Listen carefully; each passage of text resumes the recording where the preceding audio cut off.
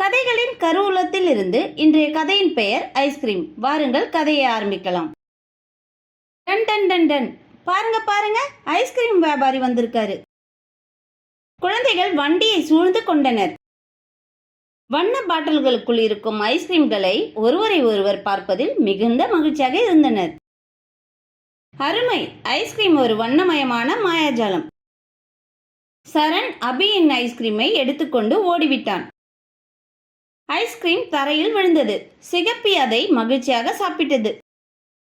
எனக்கு ஐஸ்கிரீம் மிகவும் பிடிக்கும். எங்கு பார்த்தாலும் எனக்கு ஐஸ்கிரீம் மாதிரி தான் தெரிகிறது. அவன் வளர்ந்ததும் ஐஸ்கிரீம் வியாபாரியாக மாறுவான். அவன் எனக்காக ஒரு மலை போல பெரிதும் கடினமான ஐஸ்கிரீமை தயாரிப்பான். நான் கொஞ்சம் சுமதிக்கு கொடுப்பேன், கொஞ்சம் லதாவிற்கு கொடுப்பேன்.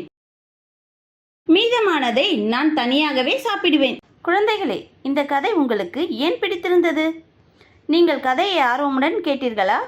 இது போன்ற மேலும் பல சுவாரஸ்யமான கதைகளுடன் மீண்டும் சந்திப்போம். நன்றி.